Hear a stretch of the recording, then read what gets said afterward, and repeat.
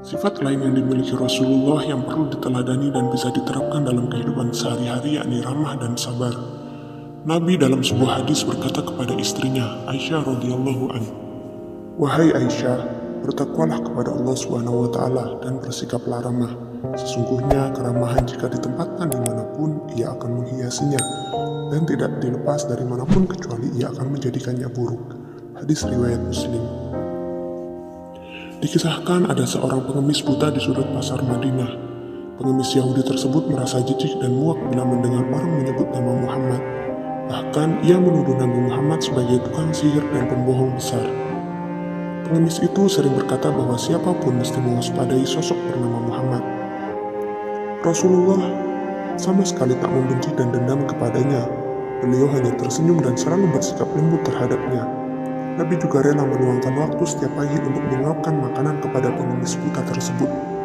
Kebiasaan tersebut terus berlanjut, dan si pengemis itu tidak tahu bahwa yang menyuapinya makanan setiap hari adalah Nabi Muhammad, orang yang dia benci.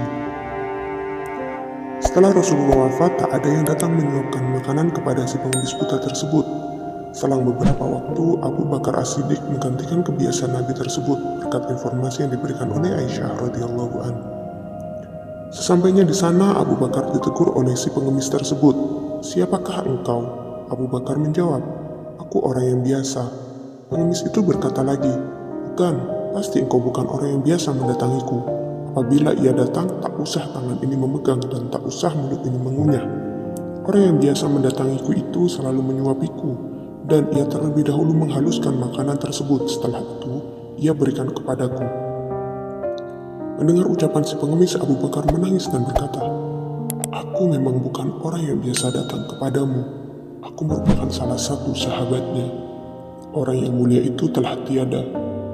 Dia adalah Nabi Muhammad, Rasulullah SAW." Seketika si pengemis pun menangis mendengar penjelasan dari Abu Bakar dan dia berkata, "Benarkah demikian? Selama ini aku selalu menghinanya, memfitnahnya. Ia tidak pernah memarahiku sedikit pun. Ia mendatangiku dengan membawa makanan tiap pagi. Dia begitu mulia." Pengemis yang membenci Nabi Muhammad SAW itu lantas bersyahadat di depan Abu Bakar.